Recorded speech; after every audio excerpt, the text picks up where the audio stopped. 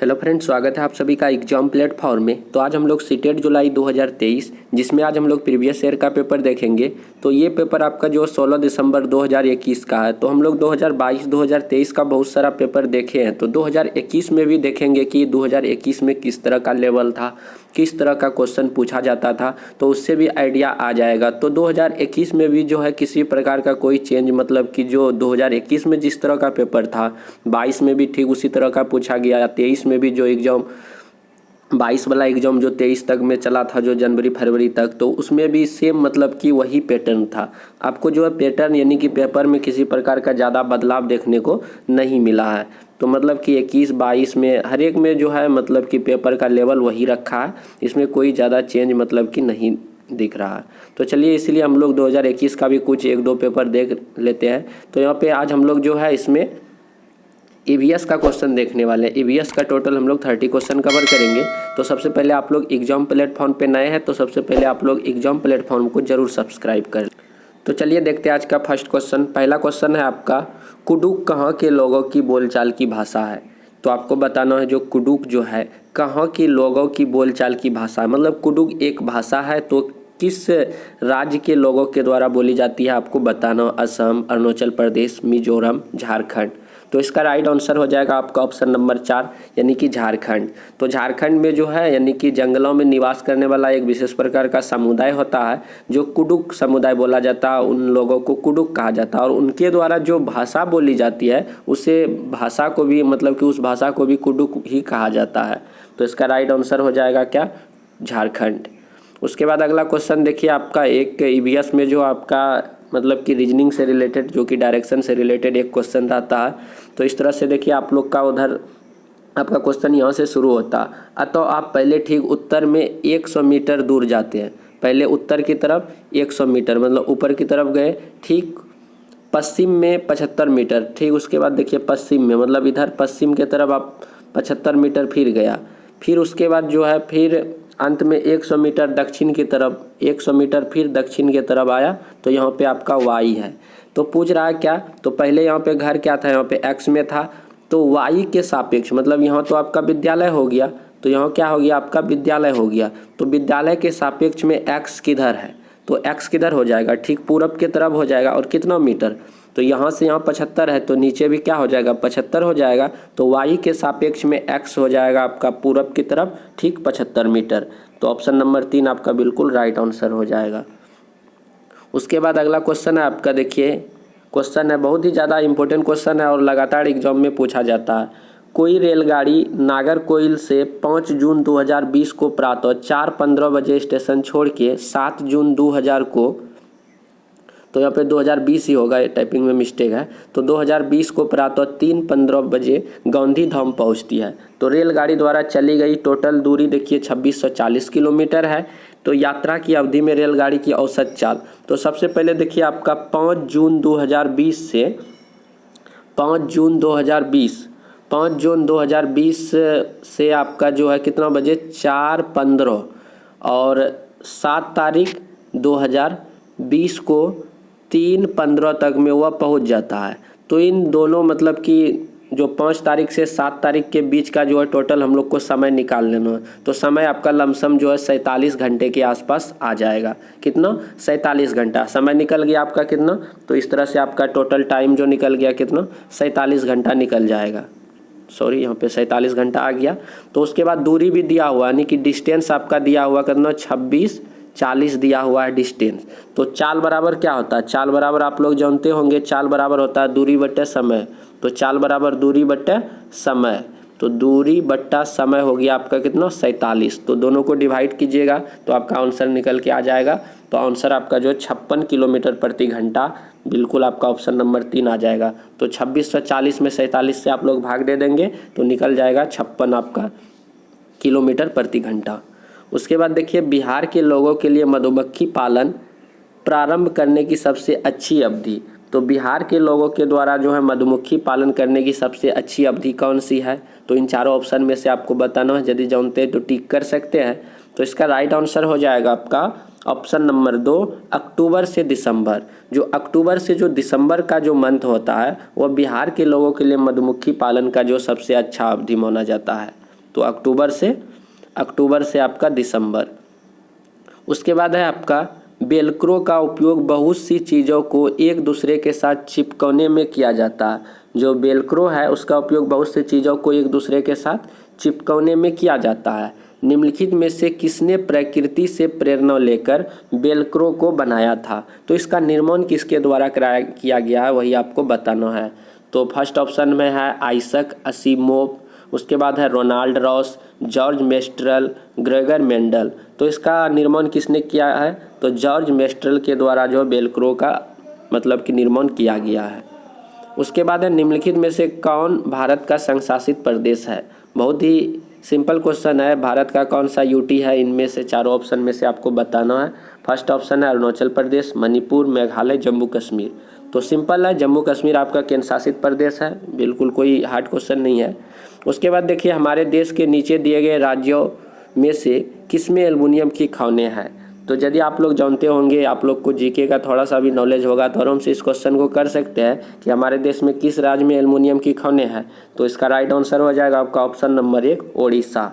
तो ओडिशा आपका बिल्कुल सही आंसर है। उसके बाद है ब्रेल लिपि। ये भी क्वेश्चन बहुत बार रिपीट भी हुआ है एग्जाम में, इधर 2023 में भी इस तरह का क्वेश्चन पूछा गया है कि ब्रेल लिपि में मोटे कागज पर उभरे हुए बिंदु बने होते हैं, यह लिपि आधारित होती है। तो ब्रेल लिपि में टोटल कितने डॉट्स होते हैं या कितने बिंदु होते हैं? तो आप लोग यदि जानते होंगे तो इसका आंसर कर सकते हैं। तो इसमें 6 डॉट्स होते हैं, यानी कि 6 बिंदु होते हैं। आपका राइट आंसर हो जाएगा आपका 6 बिंदु। उसके बाद अगला क्वेश्चन चलिए हम लोग देखते हैं। अगला क्वेश्चन आपका देखिए क्या है कि प्याज की फसल उगाने के लिए, प्याज की फसल जो है उगाने के लिए कई तरह के कार्य करने होते हैं। नीचे दिए गए चरणों पर विचार कीजिए और विकल्प का सही कीजिए। तो इस तरह से इसका आंसर जो है कूड में है दिया हुआ। तो प्याज का जो फसल उगाया जाता है तो सबसे पहले क्या किया जाता है? तो सबसे पहले क्या किया जाता है? सबसे पहले मृदा को खोद कर नरम बनाया जाता है, बिल्कुल सही बात है। उसके बाद मृदा को खोद के नरम बनाने के बाद फिर क्या किया जाएगा? फिर उसके बाद प्याज के उसके बाद जो है बीज बोना, उसके बाद जो है बीज को क्या किया जाएगा? बोया जाएगा। ऑप्शन नंबर सी हो जाएगा। उसके बाद बीज बोने के बाद उसके बाद फिर क्या किया जाएगा? उसमें डी यानी कि ऑप्शन नंबर डी खरपतवार को हटाया जाएगा। तो सबसे पहले क्या किया गया? मिट्टी को नरम बनाया गया, फिर उसके बाद जो है क्या किया गया? उसके बाद जो है आपका बीज को बोया गया, फिर खरपतवार को जो है हटाया गया। उसके बाद जो है आपका फिर क्या होगा? प्याज को उखाड़ कर निकाला जाएगा, फिर प्याज को उखाड़ करके निकाला जाएगा। उसके बाद जो है फिर प्याज के ऊपर की सूखी पत्ती को हटाया जाएगा। इस तरह से प्रोसेस होता है प्याज उगाने का। तो सबसे पहले मिट्टी को नरम बनाएगा, फिर उसके बाद बीज को बोएगा, उसके बाद खरपतवार हटाएगा, फिर प्याज को उखाड़ेगा, फिर प्याज उखाड़ने के बाद उसके जो ऊपर में सूखी हुई पत्ती होता है उसको हटाया जाएगा। तो ACDEB तो किस ऑप्शन में है? तो option number ACDEB option number 1 आपका बिल्कुल राइट आंसर हो जाएगा, फर्स्ट वाला ऑप्शन। तो इस तरह से उसके बाद अगला क्वेश्चन देखिए आपका क्या है। हमारे देश में एक स्थान है जिसे ठंडा रेगिस्तान कहते हैं।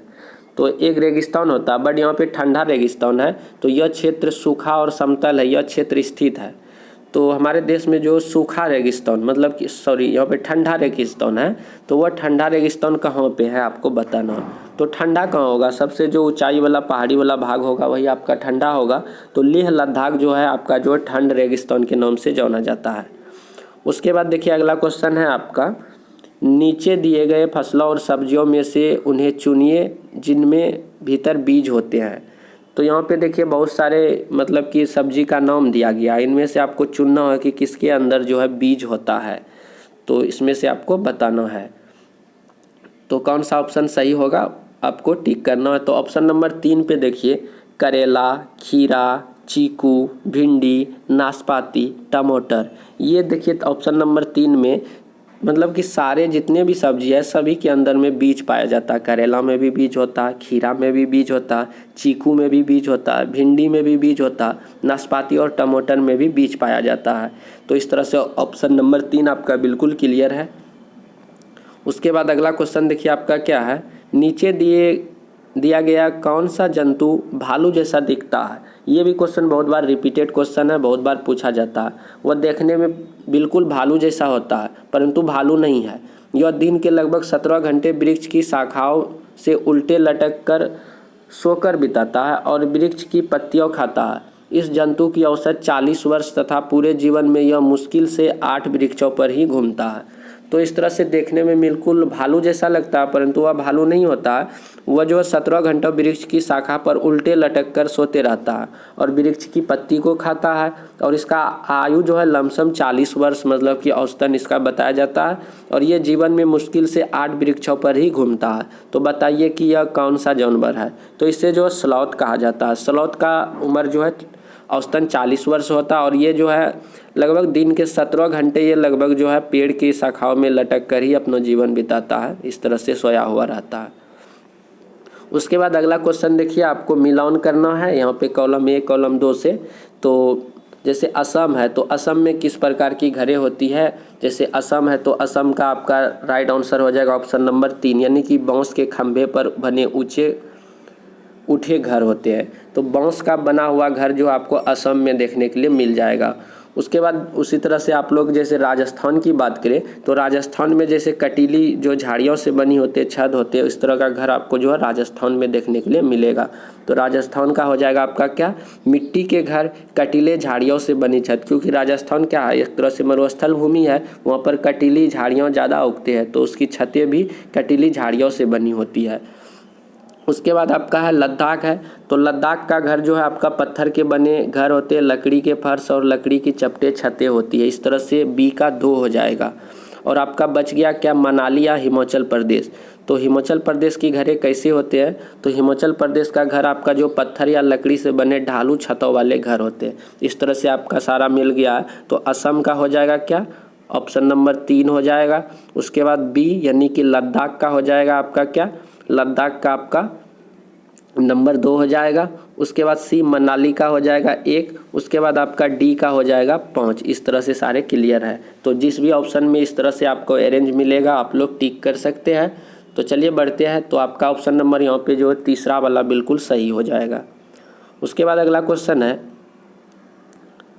हमारी पृथ्वी ग्लोब की भांति गोल है, वास्तव में पृथ्वी पर ऊपर या नीचे कुछ नहीं होता, यह सब सापेक्ष है। हम भारत के लोग वास्तव में पृथ्वी के पृष्ठ पर नीचे दिए गए जिस देश के लोगों के सापेक्ष उल्टे खड़े, वह देश कौन सा है। मतलब कि भारत जो है किस देश के सापेक्ष में उल्टे खड़े है आपको बताना है। तो जैसे यहाँ पे आपका जो है भारत मतलब कि इस तरह से है, तो भारत यहाँ पे है तो भारत इस तरह से खड़े हैं। लेकिन आपको जो यहाँ पे कौन सा देश है कि जो इसके सापेक्ष में अपोजिट खड़ा है, तो यहाँ पे आपका जो अर्जेंटीना है। तो इस तरह से पृथ्वी है तो भारत यहाँ पे इसके सापेक्ष में कौन सा देश अपोजिट है, तो आपका अर्जेंटीना राइट आंसर हो जाएगा। कौन सा, अर्जेंटीना, ऑप्शन नंबर 2।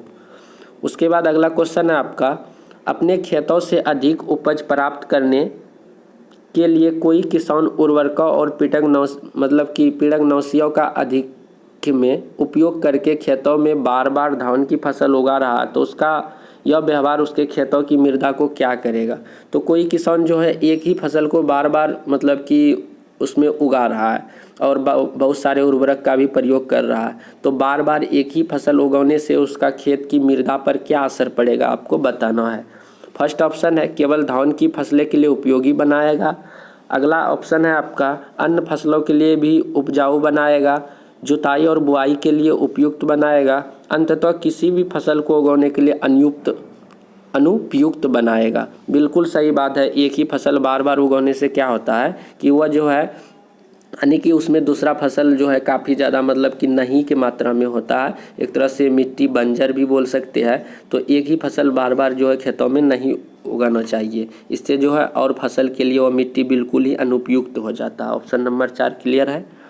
उसके बाद अगला है आपका, निम्नलिखित में से कौन सा समूह ईवीएस पाठ्यक्रम में सुझाव दिए गए 6 थीमों में से 4 को सही ढंग से प्रस्तुत करता है। तो 6 थीमों में से 4 को सही ढंग से प्रस्तुत करता है, तो आपको बताना है। जैसे फर्स्ट में है पौधा, जानवर, परिवार, भोजन, पदार्थ। सेकंड ऑप्शन में है आपका परिवार, दोस्त, भोजन, पानी और यात्रा। उसके बाद देखिए अगला, तो इस तरह से आपका सीधा ऑप्शन नंबर सिंपल है 2 आपका बिल्कुल सही हो जाएगा, परिवार और दोस्त, भोजन, पानी और यात्रा। तो ये आपका बिल्कुल क्लियर है। तो ऑप्शन नंबर 2 आपका बिल्कुल राइट आंसर हो जाएगा। उसके बाद देखिए अगला क्वेश्चन है आपका, शिक्षार्थी के पोर्टफोलियो बनाने के लिए अच्छा तरीका क्या है। तो पोर्टफोलियो बनाने के लिए सबसे अच्छा तरीका आपको बताना है कि कौन सा है। पहला है, एक विशिष्ट कारणों के आधार पर पोर्टफोलियो में शामिल किए जाने वाले काम का चयन करना, बिल्कुल सही बात है। उसके बाद एक शिक्षार्थी के काम की सभी वस्तुओं का चयन करना, एक शिक्षार्थी के काम के सभी वस्तुओं का चयन करना, ये उतना ज़्यादा खास नहीं है सभी चीज़ों का, मतलब कि पोर्टफोलियो में ये ज़रूरी नहीं है कि किसी एक विद्यार्थी के सभी कार्यों को उसमें जो है इंडिकेट किया जाना हो चाहिए।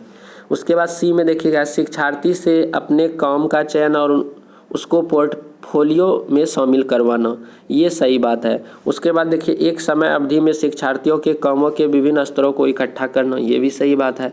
तो ए सी डी किस में है, तो ए सी डी देखेंगे चौथा में है ए सी डी। तो इस तरह से आपका ऑप्शन नंबर 4 वाला बिल्कुल सही हो जाएगा।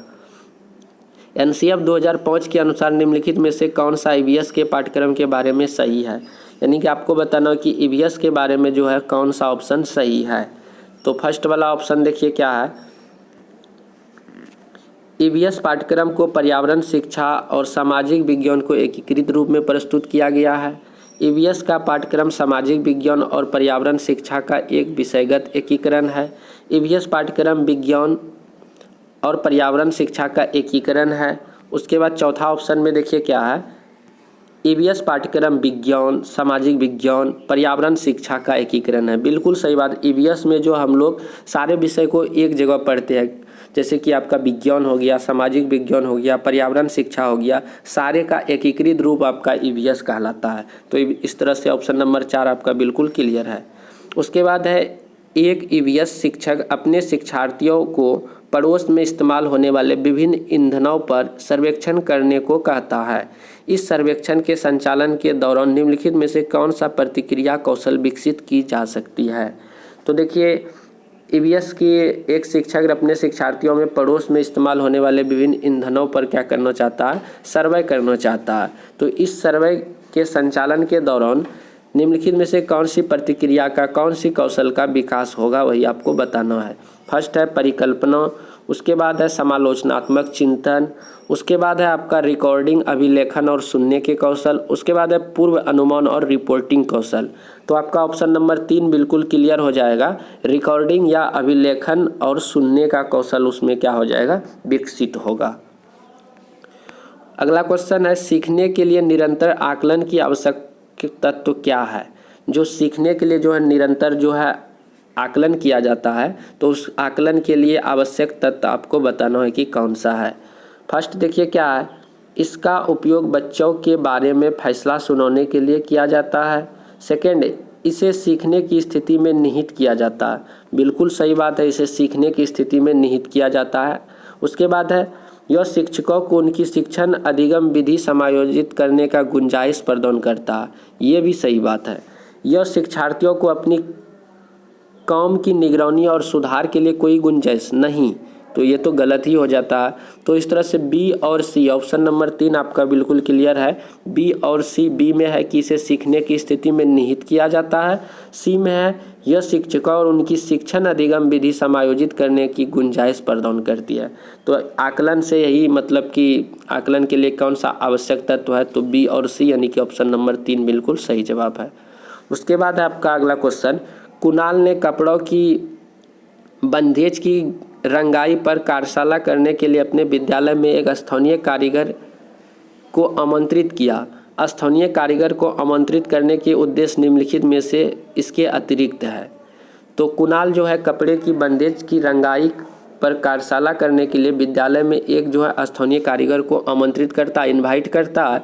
तो स्थानीय कारीगर को आमंत्रित करने के उद्देश्य निम्नलिखित में से इसके अतिरिक्त है। फर्स्ट ऑप्शन है, शिक्षार्थी कारीगर को ज्ञान के और कौशल की सराहना करें। शिक्षार्थी टाई और रंगाई में उपयोग हुए तकनीक की सराहना करें। शिक्षार्थी को स्थानीय भाषा सीखने में मदद करना। टाई और डाई को हाथ से करने का अनुभव प्रदान करना। तो इनमें से कौन सा ऑप्शन सही होगा आपको बताना है। तो ऑप्शन नंबर इसमें 3 देखिए क्या है, शिक्षार्थी को स्थानीय भाषा सीखने में मदद करना। तो इस तरह से उसे जो स्थानीय भाषा सीखने में भी काफ़ी ज़्यादा मदद मिलेगा। अगला क्वेश्चन है, मेहर के पास कक्षा में कुछ शिक्षार्थी है जो प्राकृतिक आपदा के कारण अपने मूल स्थानों से विस्थापित हो गए हैं। उन्हें विद्यालय वातावरण में समायोजित करने में समस्या है। ईवीएस के एक शिक्षक के रूप में आप क्या करेंगे। तो मेहर के पास जो है कक्षा में कुछ विद्यार्थी है जो प्राकृतिक आपदा के कारण अपने मूल स्थान से विस्थापित हो गए। पहले जहाँ पे रहते थे अब वहाँ से जो है दूसरा जगह चले गया, मतलब प्राकृतिक आपदा के कारण। तो उन्हें विद्यालय के वातावरण में समायोजित करने में समस्या है। तो ईवीएस के शिक्षक होने के नाते आप क्या करेंगे, तो आपको बताना है। तो इस तरह से आपका चौथा नंबर ऑप्शन देखिए क्या है, उन्हें अन्य शिक्षार्थियों से बातचीत करने में मदद करेंगे और उनकी कहानियों को भी साझा करेंगे। तो ऑप्शन नंबर 4 आपका बिल्कुल सही जवाब हो जाएगा। उसके बाद देखिए अगला क्वेश्चन, समुदाय संसाधन के रूप उपयोग करने का औचित्य है। तो समुदाय संसाधन के रूप उपयोग करने का औचित्य है, इनमें से बताना है कि कौन सा ऑप्शन सही है। फर्स्ट है आपका, यह समुदाय में सभी ज्ञान को अनायास स्वीकार करने में मदद करती है। उसके बाद अगला है, यह बिना प्रश्न करे स्थानीय ज्ञान, बिना प्रश्न किए। इस तरह से ये तो गलत ही हो जाएगा। उसके बाद देखिए आपका तीसरा ऑप्शन क्या है, समुदाय को अपने बच्चों के सीखने में हिस्सेदारी और उनमें शामिल होने की ज़रूरत है। तो ये बिल्कुल बहुत ही ज़्यादा पॉजिटिव ऑप्शन है। तो समुदाय को अपने बच्चे में सीखने में हिस्सेदारी और उन्हें शामिल होने की ज़रूरत है। ऑप्शन नंबर 3 आपका बिल्कुल सही है। उसके बाद देखिए अगला क्वेश्चन है, आरोही ने अपने शिक्षार्थियों को अपनी कक्षा का मानचित्र खींचने को कहा। यह क्रियाकलाप विकास करने में सहायक होगा। तो आरोही जो है अपने शिक्षार्थियों को अपनी कक्षा का मानचित्र खींचने के लिए कहा। तो इससे बच्चों में कौन सा कौशल विकसित होगा आपको बताना है। फर्स्ट है पूर्वानुमान और गणना के कौशल, आंकड़ों के अभिलेखन, अभिविन्यास और सापेक्ष की स्थिति की समझ, भूदृश्यों को खींचने का कौशल। तो इसमें जो है कौन सा ऑप्शन होगा। ऑप्शन नंबर 3 देखिए, अभिविन्यास और सापेक्ष की स्थिति की समझ। बच्चों में जो है अभिविन्यास और सापेक्ष की स्थिति की समझ काफ़ी ज़्यादा विकसित होगा इस तरह का यदि वह मानचित्र ड्रॉ करती है। अगला क्वेश्चन है आपका, निम्नलिखित में से क्या पाठचर्या के विकास के लिए मार्गदर्शक सिद्धांत नहीं है। फर्स्ट ऑप्शन है विद्यालय ज्ञान को बाह्य विश्व से जोड़ना। ये तो सही बात है, ये इस तरह से मार्गदर्शक जो एक पाठचर्या के विकास के लिए सहायक ही होता है। सुनिश्चित करना कि अधिगम रटंत विधियों से परे हो जाए, ये भी सही बात है। परीक्षा को आसान बनाना, उसके बाद पाठचर्या को समृद्ध करना ताकि पाठ्य पुस्तकें तक सीमित न रहे, ये भी सही बात है। बट आपका जो परीक्षा को आसान काफ़ी बना देना, ये पाठचर्या के विकास के मार्गदर्शक मतलब सिद्धांत नहीं है।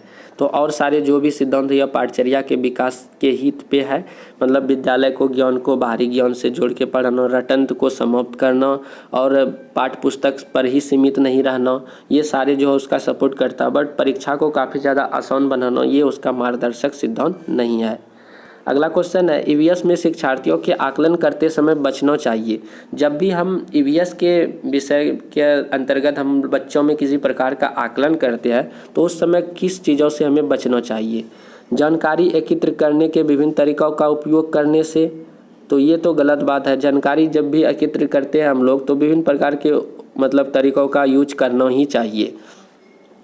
अधिक सटीक विवरण के लिए घटनाओं का तात्कालिक रिकॉर्डिंग करने से, इससे तो बचना नहीं चाहिए। मतलब ये सब चीज़ जो सपोर्ट ही करता। आकलन के आधार के रूप में समूह का उपयोग करने से, आकलन करते समय तकनीकी भाषा का उपयोग करने से, तो किस चीज़ों से बचना चाहिए। तो ऑप्शन नंबर 4 जो है, जब भी किसी प्रकार का हम लोग आकलन करते हैं तो इस चीज़ से हमें बचना होगा कि आकलन करते समय हमें तकनीकी भाषा का उपयोग करने से, इस प्रकार से हम लोगों को क्या करना चाहिए, बचना चाहिए। अगला क्वेश्चन है आपका, रोनाल्ड रॉस के बारे में कक्षा 5 में कहानी है। रोनाल्ड रॉस के बारे में कक्षा 5 में कहानी है जिसको 1902 में चिकित्सा के नोबेल पुरस्कार मिला था।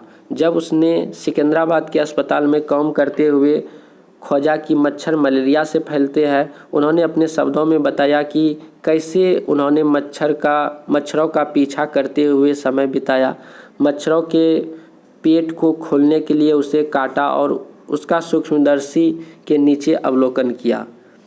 तो इस तरह से आपको बताना है कि रोनाल्ड रॉस की कहानी को ईवीएस में शामिल करने का क्या उद्देश्य है। इस तरह का घटना है, रोनाल्ड रॉस ने जो है मलेरिया का खोज भी किया है और 1902 ईस्वी में नोबेल पुरस्कार मिला है। और इसका जो ईवीएस में जो इस पाठ में शामिल किया गया है कहानी के रूप में, तो इसका क्या उद्देश्य है। फर्स्ट है शिक्षार्थियों को वैज्ञानिक प्रक्रिया के बारे में समझने में मदद करना, ये भी बात सही बात है। उसके बाद सेकेंड है शिक्षार्थियों को कहानी लिखने के लिए प्रेरित करना, ये तो उतना खास नहीं है। सी नंबर शिक्षार्थियों को विभिन्न खोज, सही बात है, जब भी विज्ञान की चीज़ है तो खोज और अन्वेषण वाली बात होगी ही, तो इस तरह से सी भी होगा। विज्ञान के इतिहास को सराहना करना, इस तरह से डी भी होगा। तो ए सी डी यानी कि ऑप्शन नंबर 2 आपका बिल्कुल क्लियर है। उसके बाद अगला क्वेश्चन है, भूषण अपनी कक्षा 2 की भाषा की कक्षा में थीम यात्रा को एकीकृत करना चाहते हैं। भूषण जो है कक्षा 2 की भाषा की कक्षा में थीम यात्रा को एकीकृत करना चाहते हैं। आप किस संसाधन का सुझाव देंगे जो कक्षा में संपादन के लिए सबसे उपयुक्त है।